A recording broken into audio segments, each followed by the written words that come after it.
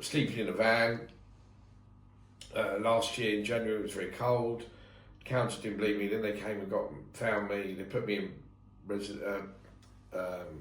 it's snowing. It was gone underneath the certain temperature. They put me in temporary accommodation. First People Houses gave me a room in Hatfield. Within 4 weeks, I got rushed to hospital with double pneumonia and nearly died. It was touch and go that evening, whether the pneumonia was going to take over my oxygen intake. So yeah, I'm here. So yeah, and thank you very much, Lister Hospital. So I was in there for 2 or 3 weeks. Then I came out. Then I was looking after my mum and sleeping in my room at Hatfield, but coming back to see my mum and my dad. They were quite heavy into, not heavy, but using a bit more cocaine than I needed to be to deal with things, my PTSD. And I started therapy with the therapist here. Then I just basically was overrun with looking after mum, being a carer 7 days a week, 24 hours a day. So I came to First People Housing on a Tuesday, on a Thursday, and just basically sat in there doing a jigsaw. And then I got really excited about completing a 1,000-piece jigsaw in a day. I was trying to set myself a target, and to the extent where they were kicking me out at 5 o'clock, going, "Come on!" I'm going, "No, sure that piece goes there," and I completed 2 or 3 jigsaws. And in the same time, Wendy and Mark had the allotment. We started talking about the allotment, and my mum is very good with flowers, very green fingered. So I was looking at it as a project, and at the same time they took on the barge. And then the ethos of the Hideout Collective came about. We had a very long chat. I was drug tested and proved positive, and they were going away, and they said, "Look, we need to." I only had one line. I hadn't really done a lot, so they then said, "Right, they got a sentence." So I went on the course for a month, Alcohol and Drugs Anonymous course, and they tested me every day, and I was clean. And then they offered me a volunteer role for a few months to work it up to being the lead of the projects. And then that's basically how it's evolved around that. And at the same time, I was fortunate I got my flat. So then I moved out of the house, and I'm now in my flat. So yeah, and I'm the lead, so it's my responsibility to create the day-to-day jobs. I report to Mark and Wendy and Kieran with ideas, but I take the men, I select the men, the crew, I give them their daily job. They get a nice warm food, which they all love. They can't wait to go down the cafe at the end of the job. Coffees, and fulfillment of having a day out of, because that's why I said to them, I struggled sitting in a room 7 days a week with no money because you're on universal credit, your head's not right. And that's when I can see people getting a phone call from their mate going, "Do you want to come out for the day?" "Yeah." And then you go down the pub, or you go down the drug route, or you go down the, I don't know, fighting route, if that's what your thing is, but pick fight. So it's to alleviate that, and to tell them that obviously they've got to report here as well, and if they're under therapy, they've got to do their therapy. They have to do. It's not a reward, but you can only come out with it if you're doing well with everything else. So it's a whole package of keeping it all uniformed and tight knit.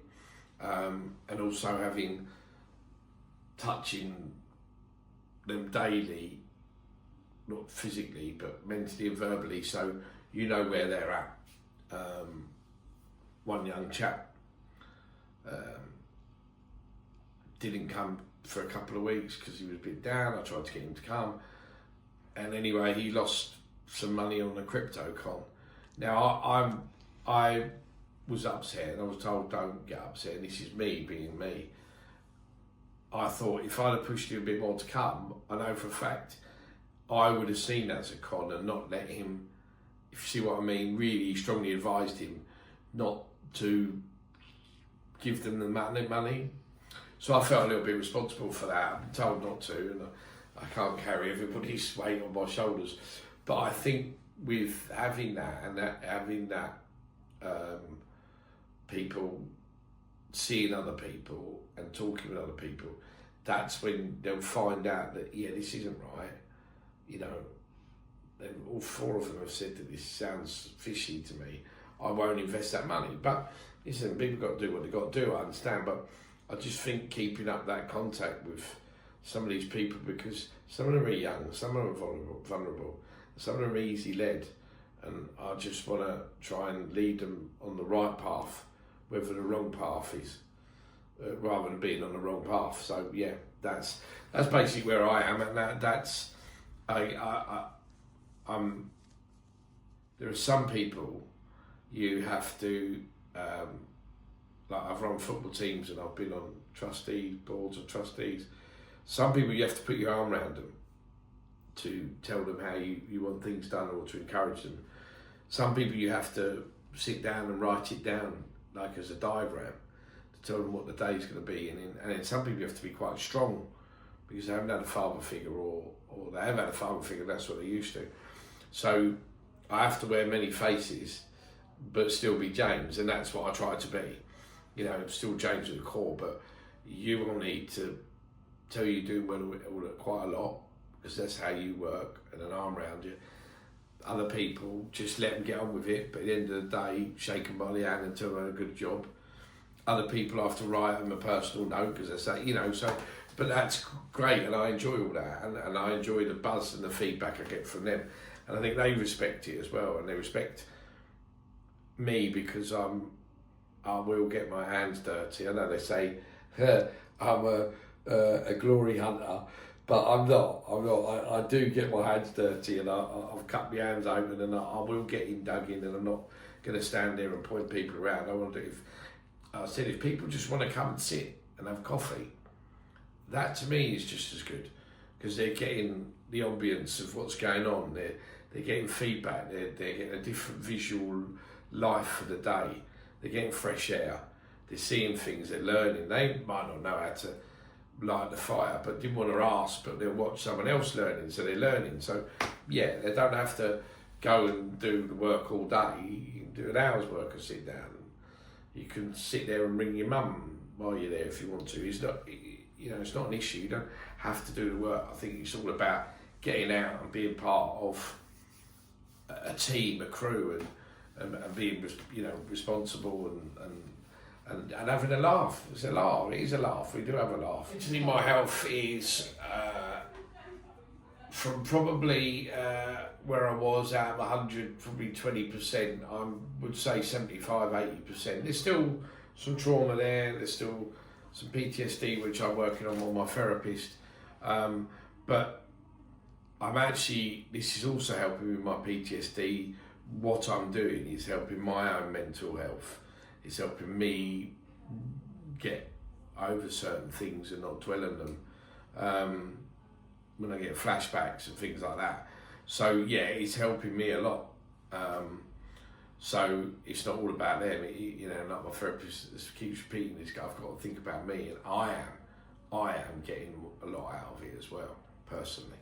And it was just to tell people, you can get a message out and say, oh look, this Hideout Collective, do you want to join up? The whole ethos is at the end of the 2-year project, we have 20 dwellings, we have some yurts, we have now, within that structure, there will need to be an admin person, there will need to be a bookings person or two, there will need to be someone who looks on the website, takes payments, there will need to be someone who goes around the Airbnbs replenishing the towels and the you know, the milks and the sugars, etc. So, but that we want to build this great big oak tree for our clients, so as at the end of their 2 years where they've been housed by First People Housing, they've got a job to go to. We might be able to put them on courses and they can be the woodwork man, the carpenter, the joiner, the plumber. So and then they'll work for the Hideout Collective, working round. So they'll have a job at the end of it, or they've had qualifications given to them. So it's not all, when we're doing these projects up, they're not Wendy's or Marks, they're the hideouts. So if that barge, then it's an asset for all of us, what we're building for. And so there will need to be, in the grand scheme of things, the CEO for the CIC, there will need to be, board of directors, how big we get, there will need to be staff. So we could potentially have 20 or 30 staff that are staffed by people that were in the rooms working on these projects that then filter through. Or we get the course and then they go out and they're plumbing for the Hideout Collective, but for people outside, for themselves, but the money goes back into the charity. So that's what the whole ethos of project is. That's the long-term project. So, life since my last video that I did was, I've now moved into my house, my flat, starting to make it my own. Slowly but surely been given some nice bits of furniture. First People Housing helped me out with a bed. Got helped out with a fridge freezer and a washing machine that someone was getting rid of, a sofa. I had a few items, a table and chairs that were stored, so I got them back. I've managed to put my clothes, I'm getting all my washing sorted. So I'm becoming very domesticated, which is good. And I had Christmas. I had, unfortunately,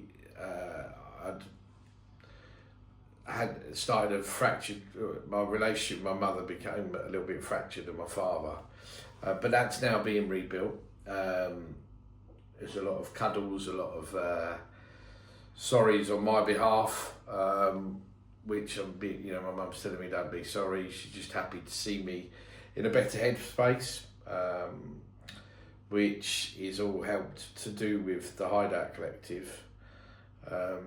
So we've had some fun with moving the boat from King's Cross to Watford, which was a 2-day event, which was great fun. And one bit they missed me was jumping off the side of the boat to try and moor it up before we went for a lock, and I managed to do a SAS commando roll because I fell over and I made it look really good. And there was 2 people walking down the footpath, and I said, "Oh, did you see that?" And they went, "Yeah, but you done really well. You called." They said that I called it out, so obviously did something right there. But yeah, it's progressing fast now. We've got the Jonge Jan as the project. We've got Brambles, which in January the 1st I went there, and there's a video of me doing a handover and collected the keys. And we've got Stan the bus that we're going to look to convert to an Airbnb, and that's got a hard standing park at the moment in Potter's Bar, so we'll be starting to refurb that. But just seeing the impact of a lot of the volunteers that are clients of First People Housing. So I think it was the 9th of January I held a seminar here and did a PowerPoint on the boat, the 3 projects, what the whole ethos of Hideout is, to get you out of the house, to stop you having idle fingers, to stop you getting into trouble, to help your mental health, to help you. Some people have to find it hard to communicate with other people, so to help on that. And there was a massive turnout. We did offer Domino pizzas, whether that was a bit of a bribe, but to be fair, some people turned up and went without a pizza. So, but what was really, really nice was at the end of the seminar, 2 things come out of it. I asked if there was any further questions, and there was a dozen or so that said, yeah, when can we start? So that to me was brilliant. And then one of the management team of First People said, I must have done something right because I managed to keep the attention span of the men for 2 hours, and he said you can't normally do that for more than 15 minutes, and they can't. So yeah, I like to think that, you know, that's something right. I gave them my story because I think it's important that you hear from someone who's felt it, done it, been down the bottom, been a bottom feeder, which Wendy doesn't like that word. She says nobody's a bottom feeder, but I class myself as that, where I'd got that low, I'd fallen out with family and just become just not a very nice James Berry. So hurt people that I loved and cared about, my son, my ex-partner, stepchildren, yeah, and I've got bridges to build there, but I can't do it all at once. I have to do it. It's a graduation of me getting myself better, which is I need to do so I don't slip back, and then building those bridges slowly but surely, and showing people that, you know, I am back to the old James, and I'm not going to let my PTSD really ruin my life, which it was starting to dramatically encompass my life. And you think you're doing really well, and you're taking drugs to suppress those feelings, but all you're really doing is kicking the can down the road. You're not addressing it. So yeah, I'm a lot better person for it, a lot better in myself, and this year since the seminar we've been really working hard, whereas before October to Christmas we were doing once a week, we're now doing every day a week virtually, and the benefits I'm seeing from other clients is massive, it's immense. You know, they were in their shell, they were addicted to drink, they were struggling, they're now not drinking, they're speaking to their family, when I drop them off after a day's graft, can I come tomorrow? Can I come? And it's just brilliant. So to me, it's driving me on. It's helping me with my own personal repair of my life, and I'm getting that back as well. So, you know, so yeah, it's a massive reward. And also we're seeing, like the Jonge Jan, come from a sort of dirty, old, dilapidated 1906 barge to being gutted and seeing some stuff. We had a survey done on it, and all it found on was £850 worth of welding. Now for a barge that size, I've been in the car game, I've had cars found on more than that are a lot younger. So yeah, it's actually quite a solid boat, and now we've really ripped the guts out of it. We can start afresh, and later on today we're going on to some metal fabricators, to start to build the screen and the engine bay, so with all the glass and how that's going to work. So some really interesting things, and I love it. I'm in a place where probably I haven't been for 20 years, and just get excited to get up every day. I keep walking around my flat. I know it's only a little flat, and I've had houses before and I've had mortgages, but from where I was sleeping in a van over a year ago, I have to pinch myself, and I've now got my own flat, and then sort of walk around, and I look in each room and just open the door sometimes and go, wow, yeah, I've actually got this, and it's mine. I gave my son a set of keys at Christmas for him, so he was well chuffed, and I gave him Christmas presents, but I think that one sort of hit home to him that, you know, that's his home as much as mine with his girlfriend. So yeah, lots of positive things. It's an old saying, you know, Rome wasn't built in a day. It's going to take time. It's going to take me time. there will be some setbacks because life has a habit of, but I'm now in a place where I can deal with them without having to reach out for, drugs. And I don't actually miss it. It's quite surprising. I never thought I was addicted because I didn't wake up in the morning saying I needed cocaine.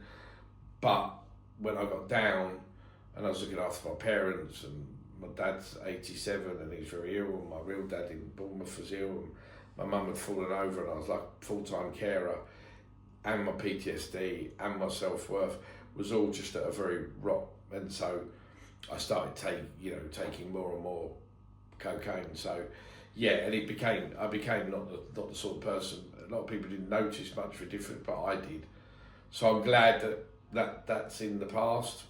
I did go to AA for a bit, but I didn't actually find that very beneficial for me. Some people find it is. I saw too many people falling off the wagon and coming back on and laughing about it. I'm focused on doing it and not overdoing it again and staying true. So yeah, so I got some tokens for sobriety, as in off the drugs, and I'm still clean, so I haven't touched anything. I welcome any drug test now. I know I can be drug tested whenever they randomly, which is fine. I don't miss it. I'm running on the joy of life at the moment, and what I'm doing, the projects I'm working on, and seeing my experience. Also, I'm very someone that I don't want to talk to the clients, and maybe sometimes I will have to say to them, look, you're under the influence, I can see you are. You're going to have to sit down in the car. You can't participate today because you're a threat to yourself and to the other people I'm looking after. Or try and help them and coach them if the night before I've done a line of coke. You see what I mean? I'm not hypocritical. So I'm doing it not only for me, which is what I have to do, and what my therapists tell me to do, because I'm always thinking of others, but I'm doing it for them as well, because they're sort of I can't let them down, because I'm trying to help them with their sort of journey as well. So and I want to be able to say that I'm clean. You know what I mean? You can do this. You really can do it. It's not. I've said before, it's not someone in a white coat that's done degrees at university, which is great. I've lived it and done it. So, and that's what a lot of the clients have said. They can see my passion. They can see where I am. I don't, excuse my French, don't bullshit. I just tell you how it is, and it can be done. It's not easy. Don't get me wrong. It's not easy. But I'm learning to deal with things. I'm doing an NLP course for mental health, so I want to be able to take this further and help. But I just want to push it out there and get men's mental health out there, because so many men are out there in my position that you wouldn't perceive to be generally. Yeah, they're there's businessmen, there's people who've had their own businesses that are something's happened in their life, a trauma, and they've just fallen down and down and down and down, and there's not many people out there, not many associations that can help them, and this is, the amount of people that I see come to seminar, and I talk to them, and you think, oh yeah, you're like me. There's been a small trauma in your life that's snowballed. You've then reached out for help, because as men we don't generally talk too much, we keep it bottled up, so we are going down a pub can lead to cocaine because it's very heavily and if you're in that mindset and it's a pick me up, you do it and then you get caught in that circle, so you get in that circle. I'm trying to reverse that circle. I'm not a therapist, I just want to help people and say, listen, it can be done, yeah, no matter how bad, and everyone's trauma is different, if I can help one person, and a few people that are not known to me, but I know and have moved in my, very recently in the last 6 months, 3 or 4 have committed suicide, men, and just, if I can save one life, just tell them it's all right to talk, if there are people out there that want to listen, there are people out there that want to help you. You can change your life. You can make a difference. You can do what you want. You could do 1 day a week with me to help you. You could do 5 days a week to help you. Wherever you feel helps you, gets you out of 4 walls, gets you out in the street, gets you out meeting people. We've had people didn't know how to start a fire on a barge, taught about to set a fire. People who've never been on a train, we've got them on trains. So it's, you know, not just about painting walls, it's about teaching some of these people life experience. I've been very lucky. I've, you know, a lot of people I talk to, I'm 49, would say the experience I've had, no, you can't, I have had, you know, I've been in the army, I've run businesses, I've got children, I've done lots of things in my life, been lots of countries, done work abroad. So hopefully I can just help by giving my experience and knowledge. You know, it's free. Some people don't want to listen to it. Some people will say they're not interested in what I say. That's fine. But if somebody gets something out of it, that's to me, is worth more than before, when I was chasing running my own businesses and chasing the pound and trying to be successful and trying to climb the ladder. As long as I've got enough money to feed myself, have a relatively alright life, clothe myself, my reward is what I'm getting at the moment from the clients. That's very cliche, but it is. It really is. And it's helping me with my own personal well-being as well, because I am a people's person. I like to please people. I like to see people doing well.